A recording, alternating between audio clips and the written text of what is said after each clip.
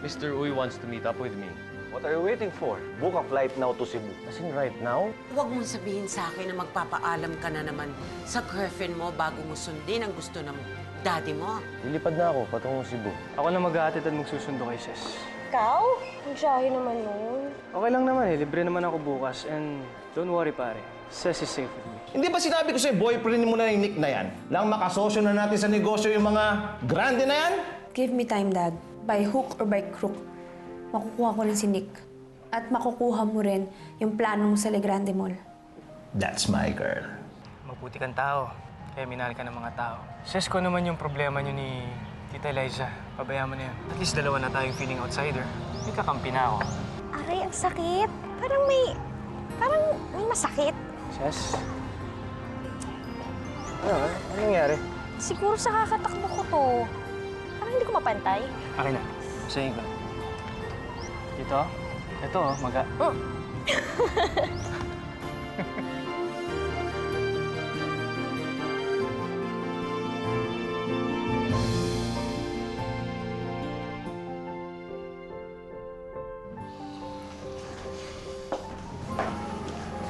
Miss Beautiful. Mr. and Miss. Tiyanak, Mars, ano ka ba? Mabuti nandito ka. Halika, kumain ka na. Malanghalian ka na dito. Eh, tapos na ako eh. Pero sige, ano ba ulam nyo? Yan ang tunay na lalaki. Walang hiya-hiya. Patay gutom! Ay, naku, huwag mo na lang pansinin yan. Ay, siya nga pala. Mars, akin na yung envelope. Yung inabot ko sa'yo kanina. Ito bigay mo to sa nanay mo. Sabihin mo, pandagdag sa gamot niya. Ay, kamusta na pala yung nanay mo? Kinuha po niya yung resulta ng test niya. At saka, Sis, huwag na po kayo magbibigay sa amin ng pera. Okay naman na po kami. Eh, sino nga asahan mo? Yung tatay mong batugan. Kaya, Sis, kasama ko si tatay ngayon eh. Ano naman gagawin ng tatay mo dito? O sige, nasa'yo na to. Pandagdag mo na yan.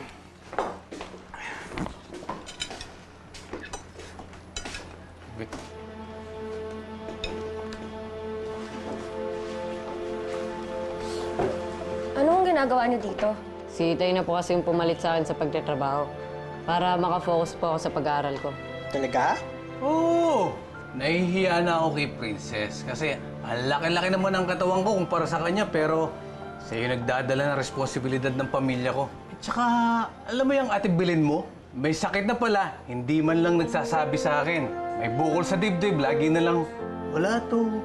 Eh, ayoko namang mawala si Belen sa amin ni Big.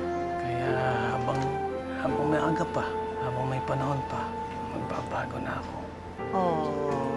Mars, touched ako. Mabuti naman ho, Mang Abdon, at maaga-agahan ko yung nagising sa pagpapabaya sa pamilya niyo. Swerte-swerte niyo nga eh. May pamilya ho kayo.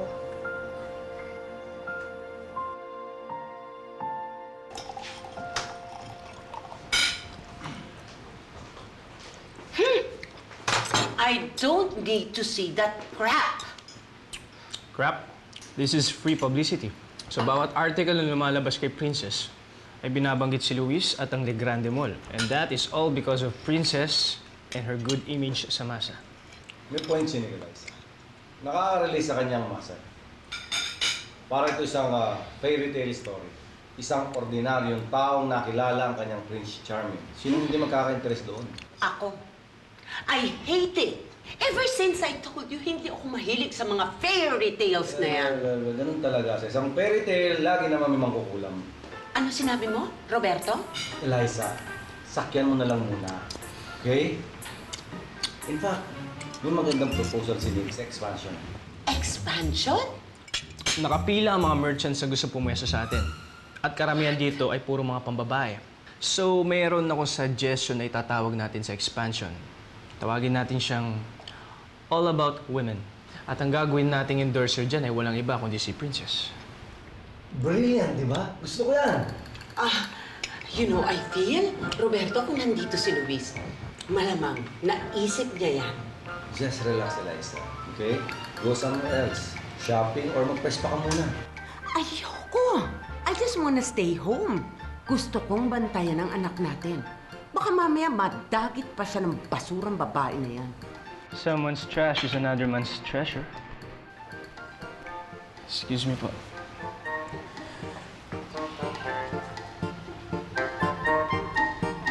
Mars? Uy, sigurado ka ba? Hindi na ako sasama sa'yo. Oo naman, no? Yang-hiya naman ako sa'yo. Sikat ka na. Pag-itindahin pa ba kita sa Tiangge? Ito Kami naman. ni Kuya Abdul ang bahala dito. Oh, may dadalhin pa bang iba? Wala na po. Agora na po tayo para makabenta po tayo ng madami. Ingat kayo, Mars, ha? Thanks, Mars. Princess, Abdon, Ano kong balita? magandang balita. Hindi kanseros ang bukol ko sa dibdib.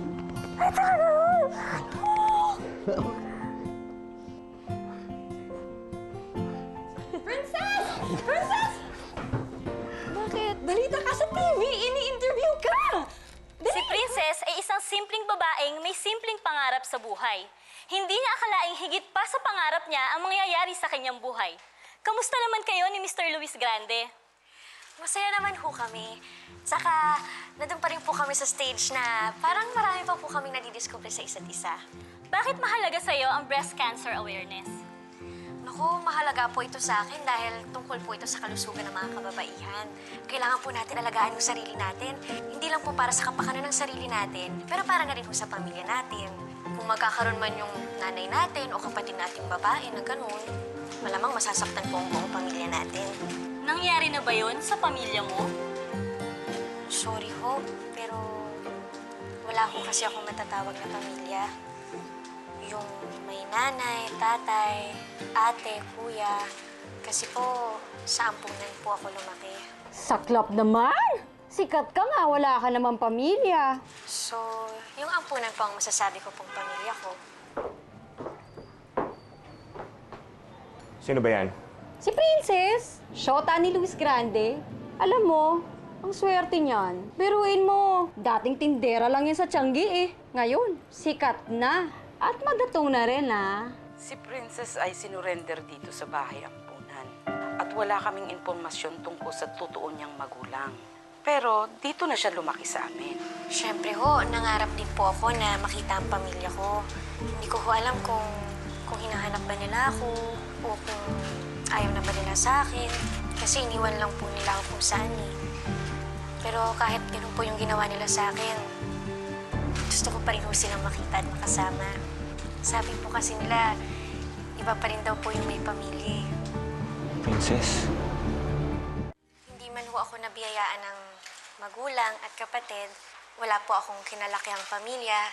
Pero para sa akin ho, sila ho yung pinaka-mahalaga sa buhay ng bawat tao. Kasi diba po pag kailangan mo ng kakampi, sila po yung nandyan para sa'yo. Yan po ang mga bombang revelasyon ni Princess. Kung nasan man ngayon ang pamilya ni Princess, I'm sure you'll be very proud of her dahil sa mga achievements na ngayon sa buhay. So, good luck to you, Princess. I hope one day na makita mo rin ang tunay mong pamilya. At dahil ikaw pa rin ngayon ang topic sa mga umpukan, chikahan, huntahan, ikaw pa rin, Princess, ang trending today.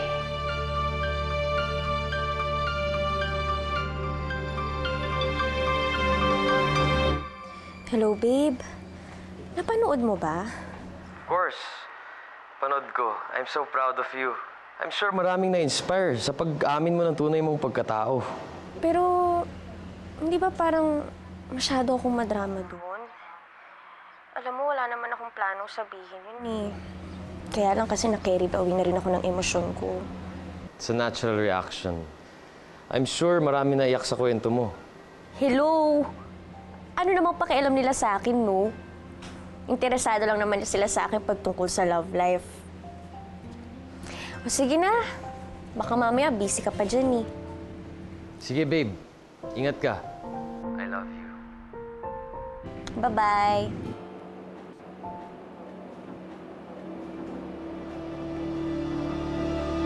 Mars! Mars! Mars, halika, Mars! Bakit?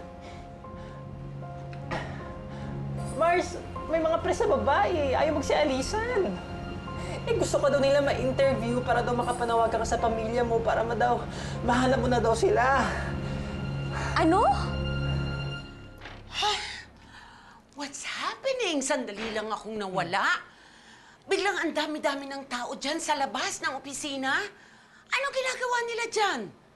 Mga organizations po sila, tita, na lumapit po sa atin. Lumapit? Bakit? Humihingi ng solicitation? No, tita, marami po kasi nakapanood sa interview ni Princess. Na-touch sila lalo nung nalaman nilang lumaki sa bayampunan si Princess. And they wanted to help Princess to find her family.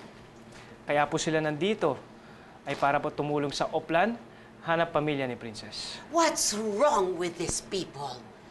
Do they really have to do this? Oh, Ano to?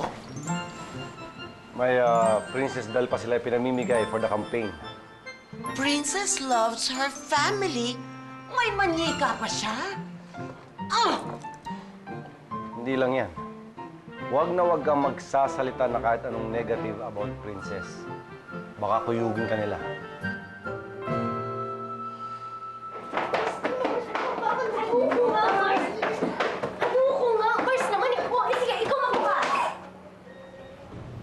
Papatayin mo ko? Oh, edi ikaw na lang magpa-interview, Mars.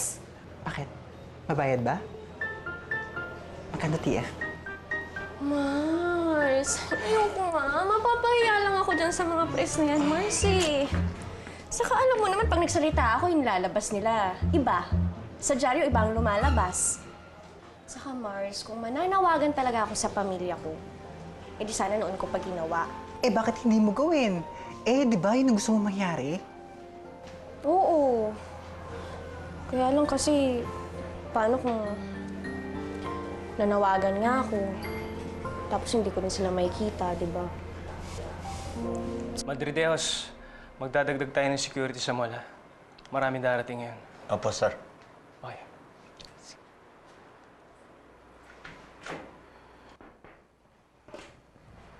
Sir, excuse me po. May gusto po akong mausap kay Miss Princess.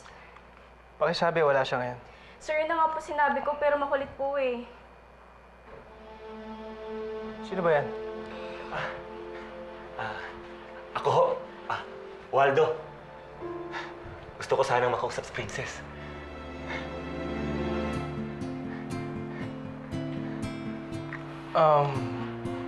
Anong kailangan mo kay Princess? Ako ang kapatid ni Princess. Kung gusto naman talaga nila ako mahanap, bakit hindi sila nanawagan sa TV o sa radyo? Ibig sabihin lang nun, Mars, ayaw talaga nila sa akin. Anong gagawin natin? Di ba, hindi mag-aalisan yung mga yan. Nakakaya na rin sa kapitbahay natin, pati sila napeperwisyo. Tapos nakakalat pa daw sila sa daan. Mars, gumawa ka naman ng paraan, no? Taboy mo naman sila. Oh, sandali. Mag-iisip ako. May naisip na ako. Ikaw ang kuya ni Princess. Ako nga. Saan ko ba siya pwedeng makita? Gusto ko siyang makausap.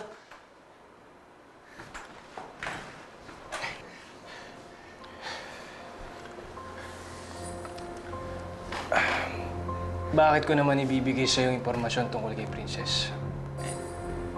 Bakit naman hindi? Pamilya niya ako. Paano ko malalaman na totoo ang sinasabi mo? Kung gusto mo, ipa-lie detector mo ako para makasigurado ka.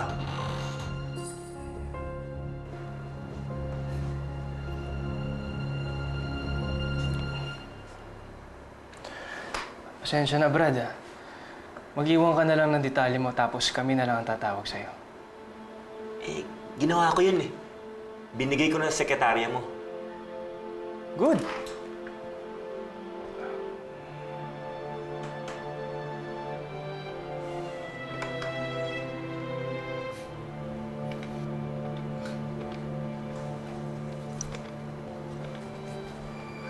Brad,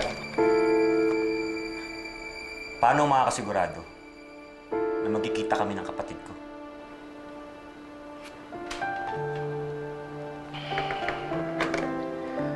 Unang-una, pare, hindi tayo nakakasiguro kung magkapatid talaga kayo. Pangalawa, maraming mga katulad mo na nagkiklaim na kapatid si Princess na pamilya. Dahil sa kinakatayuan niya ngayon. Sakit mo na magsalita. Eh, ano bang ebidensya mo? Unang-una, ako mismo ang naglagay sa kanya sa isang karton. Iniwan ko siya sa isang lumang building. At nung bata pa siya, nawala ako siya.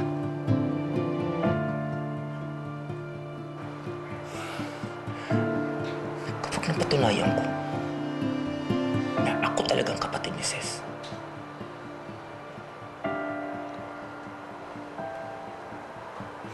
magkikita pa tayo. Tandaan mo yan.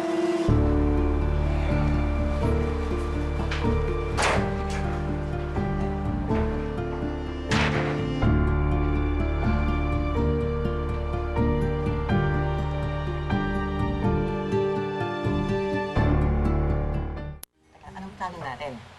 O sige, inisip ka na? Ito, siya. Oo, siya nga eh. Okay, basta relax ka lang ha. At sasabihin ko gagawin mo. Pag sinabi ko yuko, yuko. Pag sinabi ko dapa, dapa.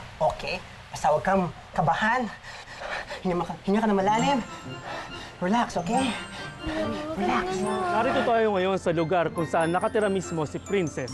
Kasama natin na naghihintay ang ilan mga kasamahan natin sa media. Ngayon, malaking katanungan kung talaga bang bababa si Princess para magbigay ng pahayag. At isa pa, wala ni isa sa mga kasamahan niya sa boarding house na to ang bumababa para man lang magbigay ng pahayag sa atin. Ngayon, hintayin natin. Baka sakaling makakuha tayo ng interview galing kay Princess mismo. Mga kasama, may dumarating na taxi. Hindi natin alam kung sino ang laman ng taxi na to, kung anong mangyayari. Dito tayo. Ngayon, live po tayo ngayon. Nakakita po natin meron pumaradang taxi, pero hindi natin makuha. Meron yan, guys, hindi bumababa. Ito, meron. Dapat makatakas tayo. Dali lang ba? Madami yung mga guys. Ay na po, okay, guys. Bahay sa tabi mo kagabi. Princess, sagot lang. Princess, totoo ba? Amunin niyo! Princess! Bye-bye, Princess! Ingat! Next mo ko! Princess! Amunin niyo! Galingan niyo! Nakakaloka! Charot!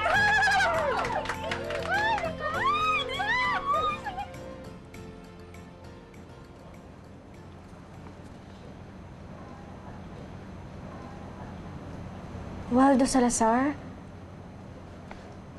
Siya daw yung kuya ko? Yun ang pagpapakilala niya sa akin. Waldo Salazar? Yummy ba siya? Yun talaga yung inisip mo, Mars? Samantalang ako dito, windang na windang na ako.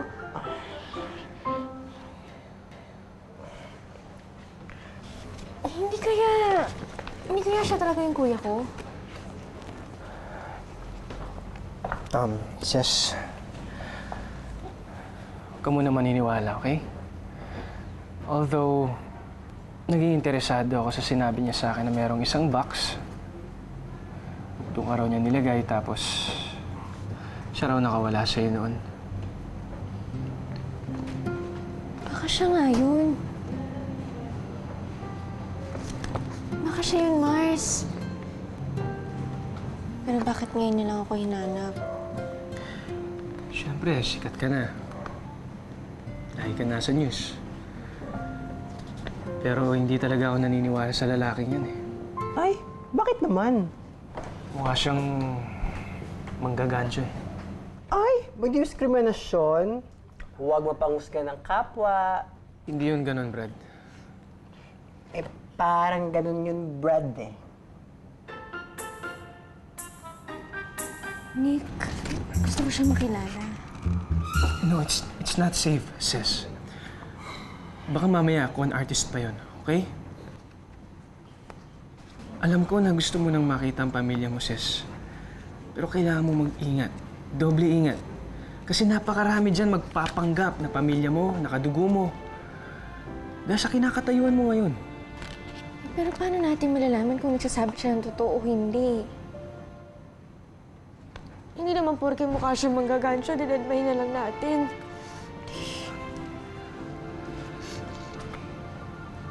Akong bahala dyan. Papaimbestigahan ko yung buong pagkatao na lalaking yan. Akong ba? Mars! Gumising ka! Bago mag-iba ng tuluyan ang bahay na to, gumising ka! Ano ba nangyayari sa'yo? Dilubyo! Dilubyo! Anong dilubyo? Dilubyo! Dilubyo! Ano bang dilubyo yung sinasabi mo, Mars? Tanga lang! Dilubyo, kaguluhan! Ano nangyayari? Eh, ang dami kasing tao sa harapan ng bahay natin eh. Mga pamilya mo daw sila. Ano? Pamilya ko? Alam mo, e-commerce, ang OA-OA mo na naman. Paano naman nila masasabing pamilya nila ako? Ay, ano fa?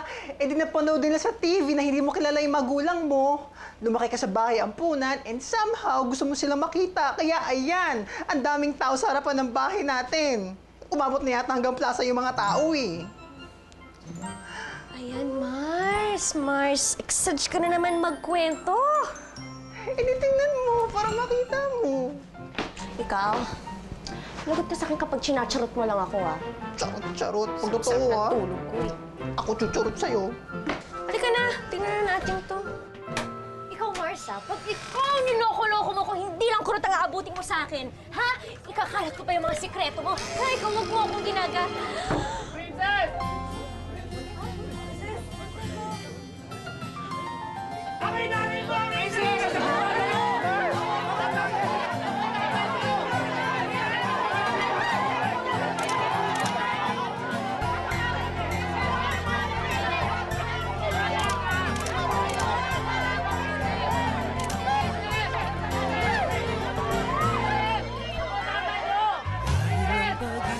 Look, I'm really sorry. Sumama lang talaga yung pakiramdam ko. Sumama pa talagang pakiramdam mo o may iba kang kadate?